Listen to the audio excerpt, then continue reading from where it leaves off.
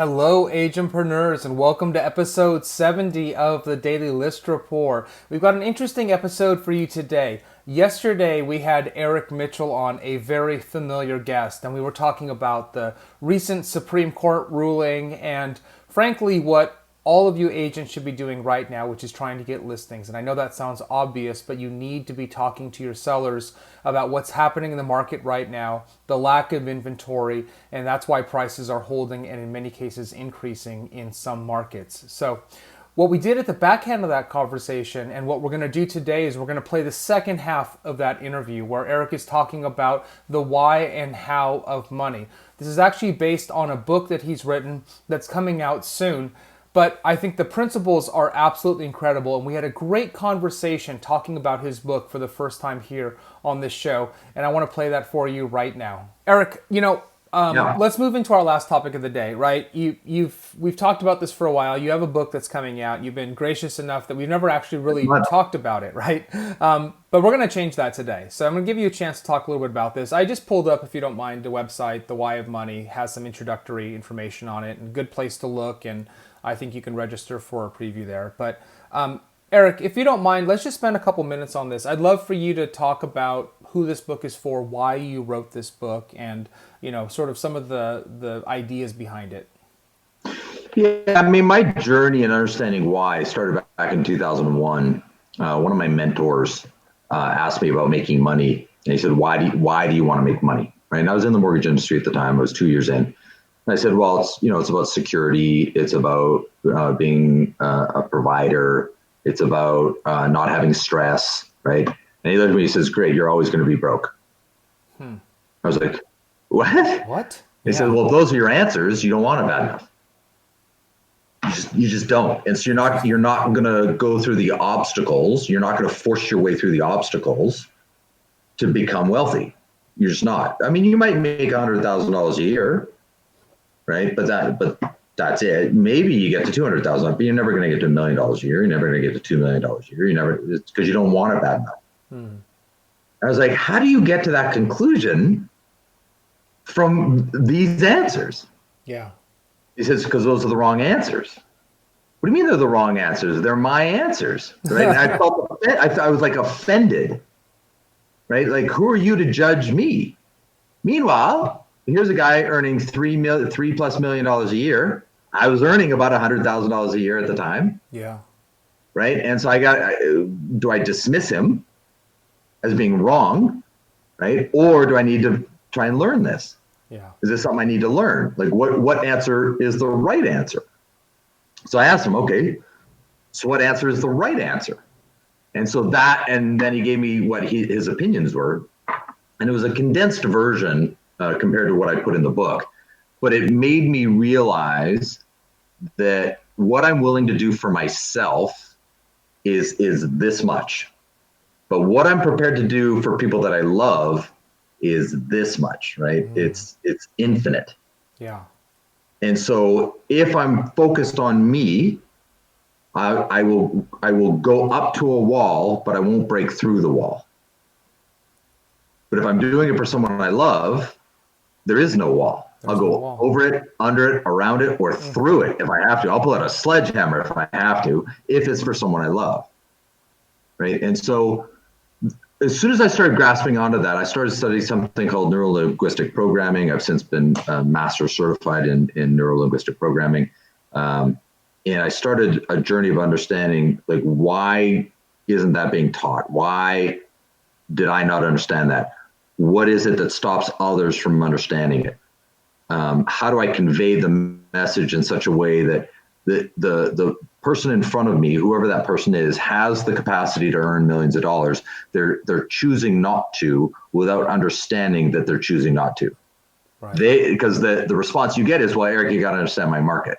Eric, you got to understand realtors. Eric, you got to understand buyers and sellers. Eric, you got to understand borrowers. Eric, you got to understand how hard this is. Eric, you got to understand, right? Okay, but there's a person in your office who's doing it. Right. Right? There's a person that you know who's doing it. Yeah. And I'm willing to bet the person you know who's doing it isn't as smart as you. How many times have you met someone who you think is stupid all the time, and they're earning 10 times more money than you? Yep. right? All the time, right? Because their focus is different. Okay, so how do I change my focus? How do I change my value system? How do I change my belief system so that I remove all of that? And so the purpose of the book is anybody in sales, whether you're a realtor, mortgage, insurance, financial planning, whatever it is, how do you get out of your own way? How do you restructure your belief system so that you can have a clear understanding of your daily activities? And so I'll give you an example. Okay, so if you're, because it's mostly realtors going to be watching this video, so I'm going to use some statistical math. So here's where I go to the data, right, to make it simple to understand. So in any given month, you have an average of 21 work days. Okay, 21 work days in a month. In each day, you have 8 hours, right? So you have 21 days times 8 hours. As a realtor, if you're doing one deal a month, right? That means it took you 168 hours worth of work to do one deal. Now, we all know it doesn't take 168 hours to sell a house. No. It just doesn't. So my question then is, what were you doing for 168 hours? Wasn't the right activities. You know it and I know it. Right. You weren't prospecting, right? You weren't learning, you weren't converting, you weren't creating value, you weren't scripting yourself properly, you weren't adopting and applying systems, you weren't using technology, you weren't. Because if you were, and when you spend 168 hours in a month and you close 0 deals, oh my God. Like what were you doing? So I look at it and say, look, you've got 8 hours in a day. We're going to focus on 8 hours. We're going to chunk this down to a single 8-hour day. In that 8 hours, what did you do? How did you spend 3 hours of that 8 hours prospecting? Just prospecting.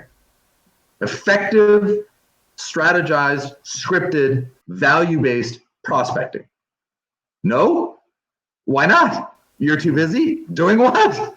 Literally, you didn't have 3 out of the 8 hours to prospect. What specific? Well, Eric, I get 300 emails a day. Why? Put an email filter on. Why do you get 300 emails a day? Why don't you have a personal assistant? If you don't have a personal assistant, you are an assistant because you're doing those activities. Because if you're doing those activities, you're going to get paid like an assistant. Or you can't afford to get an assistant.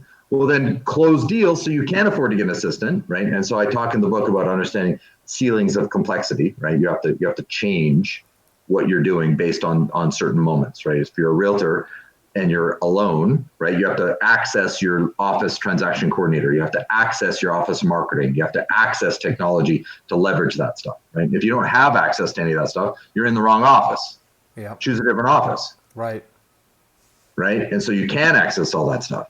Then you do enough deals where you hire a full-time assistant. Then you offload to your full-time assistant all that minutia so you can go prospect more. Right? And then you hire a full-time marketing person. The biggest, most profitable realtors I've met in the United States, it's a listing agent. They've got 4 or 5 buyer's agents working for them. They've got a transaction coordinator and a marketing coordinator. They've adopted technology at a very high level. They're bringing in 300, 400, 500 leads a month. They're converting 10, 15, 20 deals a month, right? Based on a team. They work 30 hours a week. Yeah. Right? And they're making millions of dollars. I know a realtor, true story. I know a realtor in Los Angeles County right now. His team is doing 80 plus deals a month. Wow. Right? Now he's got a huge team, but most of them are on salary. I've done the math. You know, my best recollection, he's netting somewhere in the $10 to $15 million a year range as a realtor. Wow. He's a realtor, right? He doesn't work 80 hours a week. No, he doesn't. I know he doesn't. He takes vacations like every 60 days. He's traveling the world for 10 days, right, with his family, because he's adopted technology. He's adopted systems. So and he's a super nice guy, and he'll be the first one to admit he just follows systems. Like, he's not Einstein. He's a smart guy, but you know, like, I'm a smart guy, but I'm not Einstein either. But he's become a master of implementing systems. That's it. And so what he decided, though, he's an immigrant, he decided, I care about my family enough to be unreasonable with myself. I care about my family enough that I'm going to be unreasonable with myself. And I'm going to adopt technology. I'm going to adopt systems. It's not about me. It's not about my ego. It's not about control. It's about value in the marketplace. And he just started implementing, known systems that work. That's And actually a really powerful statement, Eric. That's a really yeah, powerful statement, right? and so my wish in the book for everybody is it's not about making money from the book, ladies and gentlemen. Like I promise you, it's not about making money from the book. It's about trying to help people understand how to get out of their own way. The only person stopping you from making millions of dollars is you. That's it. There's nobody else. Well said, Eric. It's interesting when you talk about neuro-linguistic programming or NLP. Is that woven into the book and how you help people sort of reprogram their mindset? Are there NLP techniques that are in the book, or how do you think about that? Yeah, absolutely. Absolutely. I talk about the unconscious, subconscious versus the conscious, what we're aware of versus what we're not aware of. Yeah. And helping yourself trying to figure out like what software is running. Right. Right. Right. The very first chapter of the book, I talk about here are the 5 whys. So that question that was asked to me in 2001, where he said that's the wrong answer. The first chapter, here's the 5 right answers. Here they are. 1, 2, 3, 4, 5. If one of those 5 doesn't resonate with you, you get out of sales. You're gonna starve.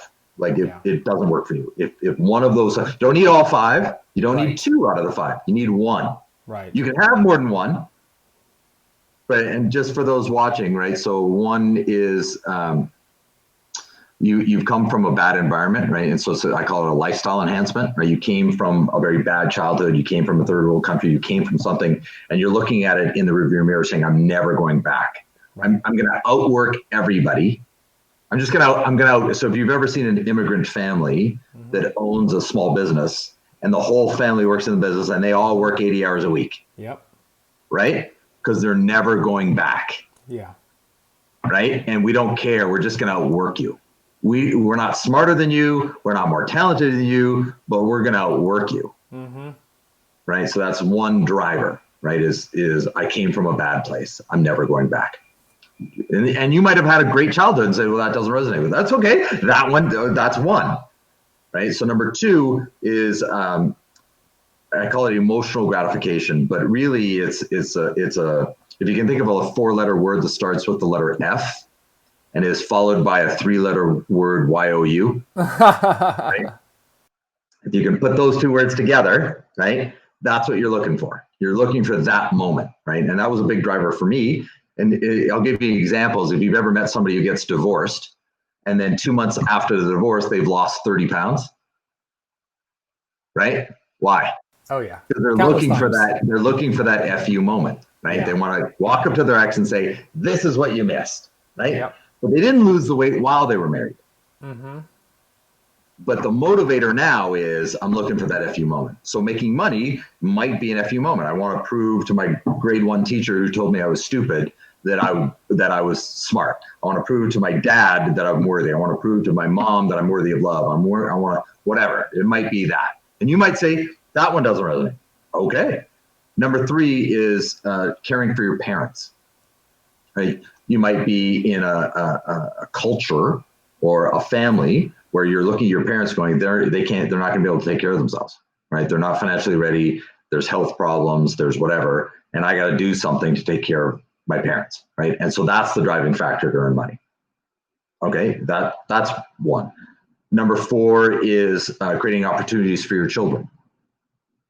Right. So I need to buy a house in this school district. I need to start a business that they can take over. I need to, my child is incredibly talented with gymnastics and has a shot at going to the Olympics. Wait a second. That means my spouse and my child have to move to where the Olympics are, the training camp is. Right. So now I have to earn twice as much money because I got to have 2 houses with whatever. Got it. And I've watched people do it. Right? Like in those situations, I have to double my income because, and then they do. Why didn't you do it before? Right. Because the need wasn't there. You didn't have the why. So it has nothing to do with ability, right? It's not your ability. We all have the ability. It's about choosing the activities. That's it. Right? So number 4 is opportunities for your children. Number 5 is legacy. Something has nothing to do with you. You want to build a school somewhere. You want to build a hospital somewhere. You want to build you want to go to a village in your grandparents' hometown back in wherever your family came from, and you want to build a soccer field. You want to, whatever. There's some sort of legacy piece that you want to create some sort of permanency in this world that says, look, when I die, I mattered. I left a handprint on this planet. Yeah. Right. And that becomes the driver. And so I'm going to say to you, look, if it isn't about lifestyle enhancement, it's not about emotional gratification, it's not about caring for your parents, it's not about creating opportunities for your children, you don't care about legacy. If none of those 5 resonate with you, get out of sales. Yeah. Like you're always going to struggle. Yeah.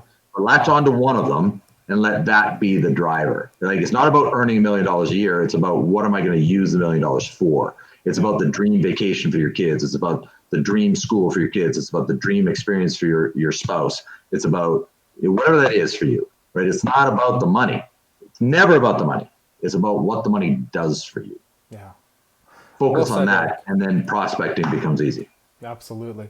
Eric, I know you wrote this book because you care, right? And you want to get this message out there. I know that was probably your why, right, in doing that, at least one of them.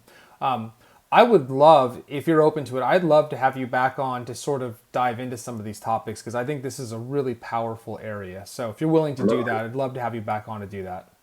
Absolutely. I'd like, and I can walk through realtors through what is prospecting. Like, when we say prospecting, right? People think, oh, cold calling, door knocking. No.